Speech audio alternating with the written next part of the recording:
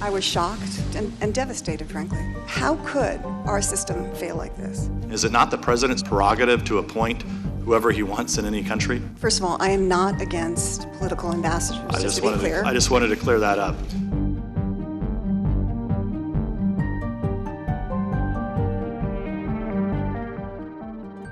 In April 2019, the United States ambassador to Ukraine, Marie Yovanovitch, was in Kiev when she was called by a senior State Department official and told to get on the next plane back to Washington.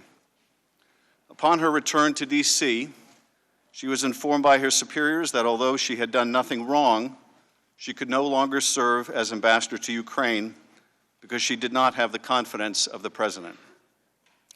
It was a stunning turn of events for this highly regarded career diplomat. In her time in Kiev, Ambassador Yovanovitch was tough on corruption. Too tough on corruption for some, and her principled stance made her enemies.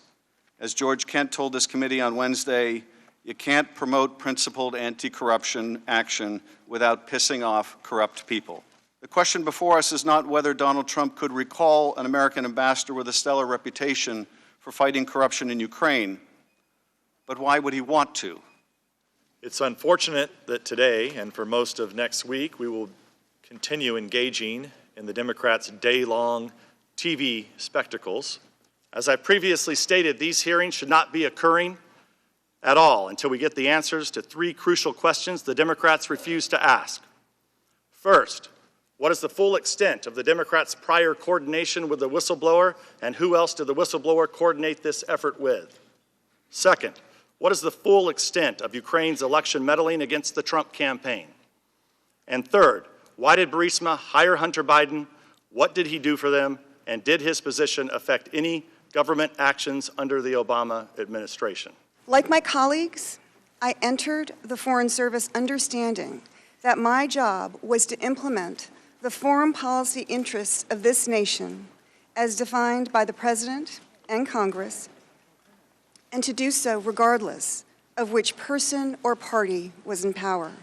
I worked to advance U.S. policy, fully embraced by Democrats and Republicans alike, to help Ukraine become a stable and independent democratic state with a market economy integrated into Europe.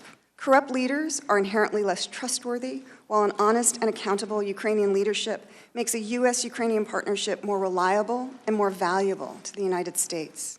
Corruption is also a security issue, because corrupt officials are vulnerable to Moscow.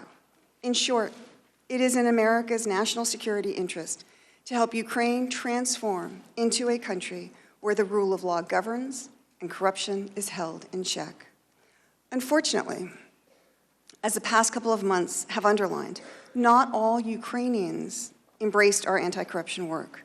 Thus, perhaps it was not surprising that when our anti-corruption efforts got in the way of a desire for profit or power, Ukrainians who preferred to play by the old corrupt rules sought to remove me. What continues to amaze me is that they found Americans willing to partner with them, and working together, they apparently succeeded in orchestrating the removal of a U.S. ambassador. How could our system fail like this? How is it that foreign corrupt interests could manipulate our government?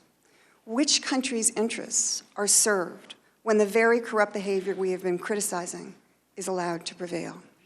And I know this may be awkward for you to answer since it's a question about yourself and your reputation, but is it fair to say that you earned a reputation for being a champion of anti-corruption efforts in Ukraine? Yes. Yes. I don't know if you had a chance to watch George Kent's testimony yesterday, but would you agree with his rather frank assessment that if you fight corruption, you're going to piss off some corrupt people? Yes. And in your efforts fighting corruption to advance U.S. policy interests, did you anger some of the corrupt leaders in Ukraine? Yes. Was one of those corrupt people Prosecutor General Yuri Lutsenko? Yes, I believe so. Was another one of those corrupt people Lutsenko's predecessor, another corrupt prosecutor general named Viktor Shokin? Apparently so, although I've never met him. At some point, did you come to learn that both Lutsenko and Shokin were in touch with Rudy Giuliani, President Trump's lawyer and representative? Yes. Now, you understood, of course, that the President of the United States could remove you and that you served at the pleasure of the President. Is that right? That's right. But in your 33 years as a Foreign Service officer, have you ever heard of a President of the United States recalling another ambassador without cause based on allegations that the State Department itself knew to be false? No.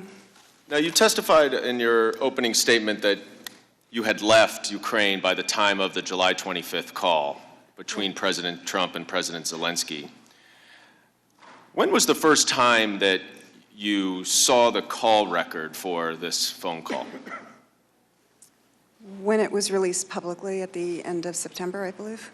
And prior to reading that call record, were you aware that President Trump had specifically made reference to you in that call? No. What was your reaction to learning that? I was shocked, absolutely shocked, and devastated, frankly. What do you mean by devastated? I was shocked and devastated that I would feature in a phone call between two heads of state in such a manner where President Trump said that I was bad news to another world leader and that I would be going through some things. So I was, it was a terrible moment. A person who saw me actually reading the transcript said that the color drained from my face. I think I even had a physical reaction. I think, you know, even now, words kind of fail me. The next excerpt, when the President references you, was a short one, but he said, well, she's going to go through some things. What did you think when President Trump told President Zelensky and you read that you were going to go through some things? I didn't know what to think, but I was very concerned. What were you concerned about? She's going to go through some things. It didn't sound good. It sounded like a threat. Did you feel threatened? I did. How so? I didn't know exactly. It's not, you know, a very precise phrase, but I think it didn't feel like I was. I really don't know how to answer the question any further, except to say that it kind of felt like a vague threat, and so I wondered what that meant. It concerned me. As we sit here testifying, the President is attacking you on Twitter, and I'd like to give you a chance to respond. I'll read part of one of his tweets. Everywhere Marie Yovanovitch went turned bad. She started off in Somalia. How did that go? He goes on to say, later in the tweet, is a U.S. president's absolute right to appoint ambassadors. First of all, Ambassador Yovanovitch, the Senate has a chance to confirm or deny an ambassador, do they not? Yes, advise and consent.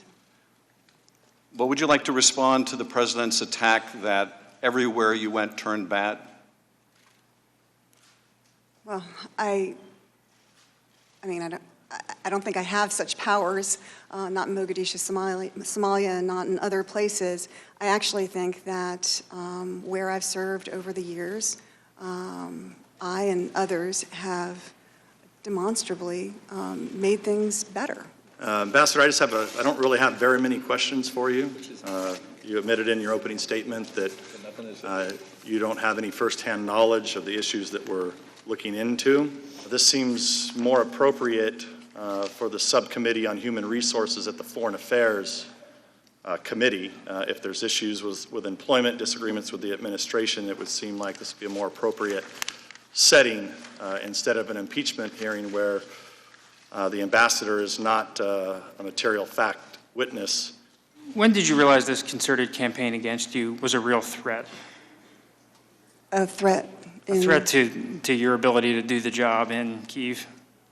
Well, I would say that the when you go into a meeting with somebody and they ask, are you going to be leaving, that is concerning.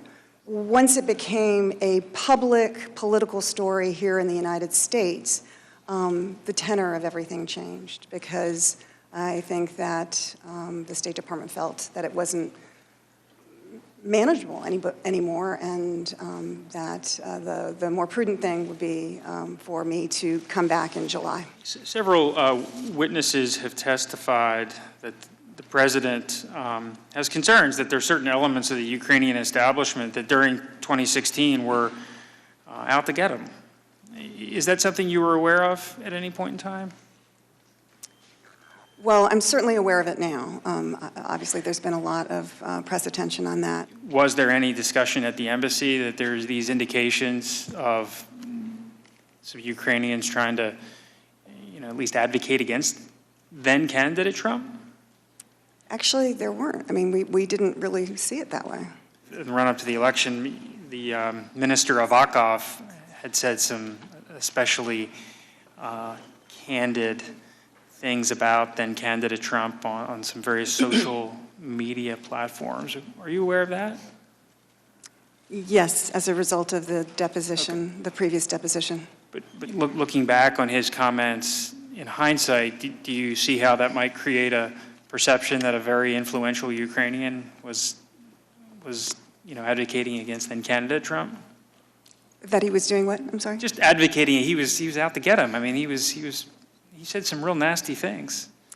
Well, sometimes that happens on social media.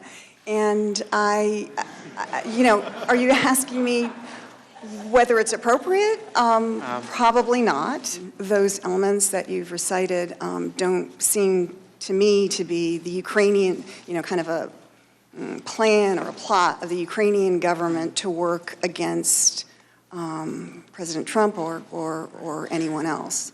I mean, they're isolated incidents. Mm-hmm. We all know, I'm coming to find out myself, that public life can be, people are critical.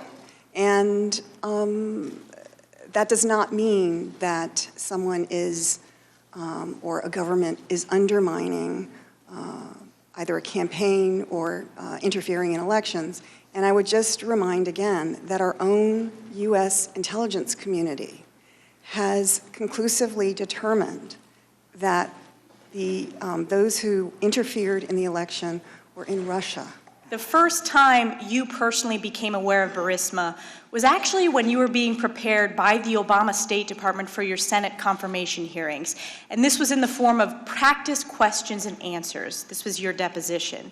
And you testified that in this particular practice Q&A with the Obama State Department, it wasn't just generally about Burisma and corruption, it was specifically about Hunter Biden and Burisma. Is that correct? Yes, it is. And the exact quote from your testimony, Ambassador, is, quote, "The way the question was phrased in this model Q&A was, what can you tell us about Hunter Biden's, being named to the board of Burisma?" So for the millions of Americans watching, President Obama's own State Department was so concerned about potential conflicts of interest from Hunter Biden's role at Burisma that they raised it themselves while prepping this wonderful ambassador nominee before her confirmation. And yet our Democratic colleagues and the chairman of this committee cry foul when we dare ask that same question that the Obama State Department was so concerned about. Ambassador, if you had remained ambassador to Ukraine, would you have recommended to the President of the United States that he asked the new Ukrainian president to investigate, and I'm quoting from the transcript here, CrowdStrike or the server? No, I would repeat once again that the U.S. intelligence community has concluded that it was the Russians. Okay, so Ambassador, if you had remained as ambassador and not been summarily dismissed, would you have supported a 3-month delay in congressionally mandated military aid to Ukraine? No. Ambassador, if you had remained as ambassador of Ukraine, would you have recommended to the president that he ask a new president of Ukraine to, quote, find out about Biden's son? No. Democrats have asserted that this whole thing with Ambassador Yovanovitch was part of some sinister scheme by the White House to get Mr. Zelensky to do an investigation, President Zelensky to do an investigation. If recalling Ambassador Yanovich was part of some scheme by Trump and Pompeo and Giuliani to get President Zelensky to do an investigation, why would they replace her with the Democrats' first witness, their star witness, Bill Taylor? I mean, if that's the plan, not the best plan I've ever seen put together. Their star witness, their first witness, Mr. Taylor, was here Wednesday. That's what they were up to? I think it just demonstrates that that is not what went on here. Mr. Zelensky never undertook any investigations, and the reason the aid was released, as we discussed on Wednesday, was because Vice President Pence, Ambassador Bolton, and U.S. senators all talked with President Zelensky, and they were convinced he was the real deal, as the ambassador has alluded to in her testimony. That's why the money was released.